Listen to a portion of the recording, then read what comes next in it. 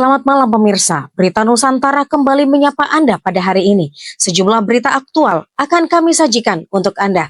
Bersama saya, Syenda Kristi, inilah Berita Nusantara selengkapnya.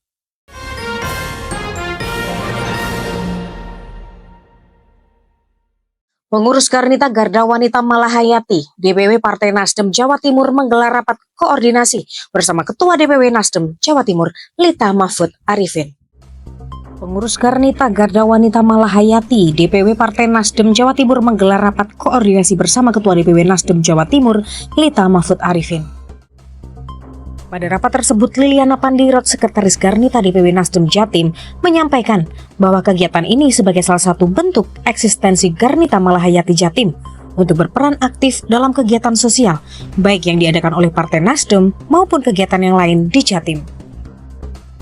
Lebih lanjut, Liliana mengungkapkan Garnia DPW Jatim mendapat arahan dari Ketua DPW Nasdem Jatim bahwa ide dan gagasan serta langkah konkret merupakan hal yang harus dilakukan oleh Garnita dalam upaya turut serta demi kemajuan Partai Nasdem Jawa Timur. Dikatakan lebih lanjut bahwa program jangka panjangnya Garnita Jatim sebagai salah satu sayap dari Partai Nasdem akan berkoordinasi dan berkonsolidasi bersama struktur Garnita di 38 DPD se-Jawa Timur yang akan dimulai pada bulan Mei mendatang. Masih di Berita Nusantara, tim kuasa hukum Rasman Nasution, Firdaus Oiwobo, buka suara mengenai aksinya naik meja di ruang persidangan Pengadilan Negeri Jakarta Utara pada hari Kamis. Tim kuasa hukum Rasman Nasution, Firdaus Oiwobo, buka suara mengenai aksinya naik meja di ruang persidangan Pengadilan Negeri Jakarta Utara pada Kamis 6 Februari 2025. Persidangan ini merupakan tindak lanjut dari laporan Hotman Paris terhadap Rasman Nasution yang terdaftar di Barreskrim Polri tanggal 10 Mei 2022. Diketahui Rasman Nasution menjadi terdakwa dalam kasus yang dilaporkan Hotman Paris tersebut. Saat itu Pengadilan Negeri Jakarta Utara panas gara-gara Rasman Nasution minta sidang terbuka, namun ditolak oleh hakim. Suasana menjadi semakin ricuh saat Rasman Nasution mendadak menghampiri Hotman Paris.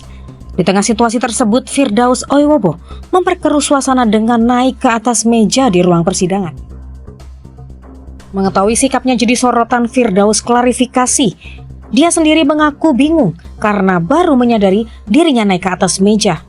Dia meminta Pengadilan Negeri Jakarta untuk membagikan CCTV yang merekam kejadian tersebut. Dia berani bersumpah bahwa aksinya tersebut dilakukan secara spontan. Firdaus bahkan mempertanyakan dirinya yang bisa melakukan hal seperti itu. Berita selanjutnya pemirsa, seorang pengendara sepeda motor terekam jatuh di Jalan Pantura, Jawa Tengah karena kondisi jalan banyak berlubang. Training Director Safety Defensive Consultant Indonesia, Sony Susmana mengatakan bahwa warga perlu waspada akan bahaya lubang di jalan. Seorang pengendara sepeda motor terekam jatuh di Jalan Pantura, Jawa Tengah karena kondisi jalan banyak lubang.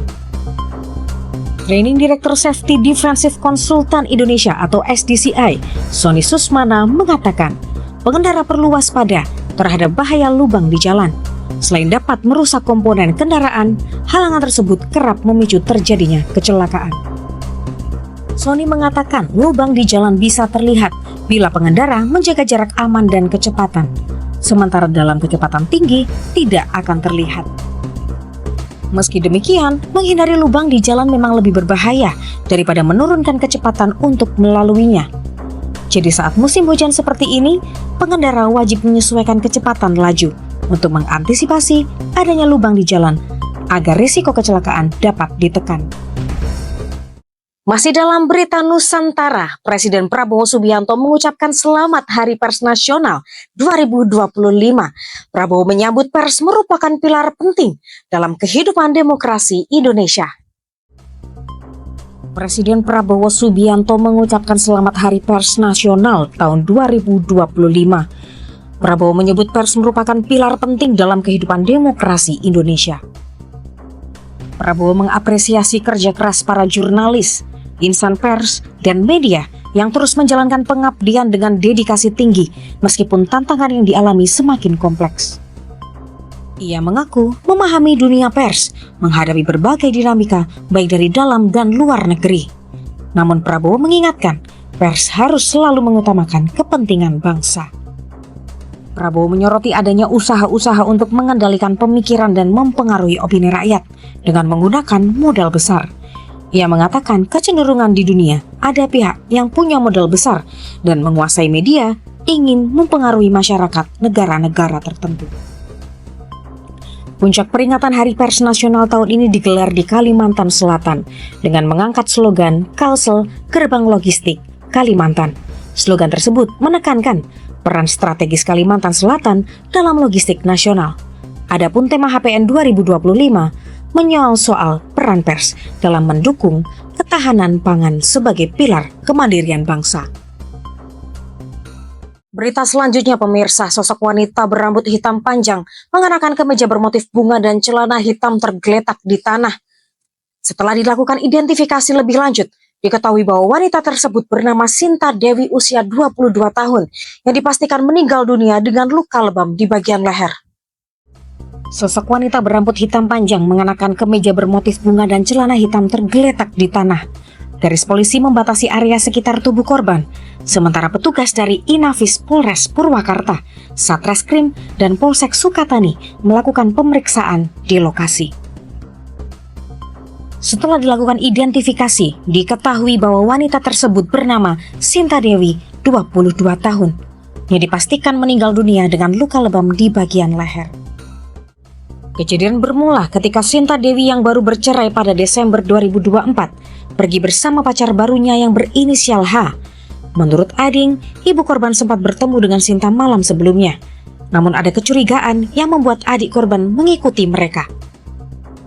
Setelah adik korban diturunkan di depan gang tukang cukur, keduanya masuk ke gang tersebut dan tidak pernah kembali semalaman.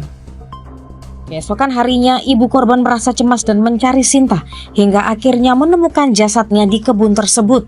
Keluarga curiga ada hal yang tidak beres dan polisi pun melanjutkan penyelidikan. Pihak kepolisian tengah melakukan pendalaman terhadap kasus ini dengan mengumpulkan bukti-bukti dan meminta keterangan dari saksi-saksi yang berada di sekitar lokasi.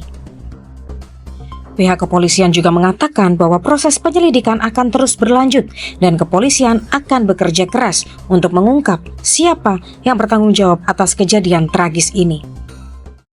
Baik pemirsa, informasi tadi sekaligus menjadi penutup perjumpaan kita hari ini. Saya dan segenap tim redaksi yang bertugas pamit undur diri. Saya Syanda Kristi, pamit undur diri. Selamat malam. Salam Berita Nusantara.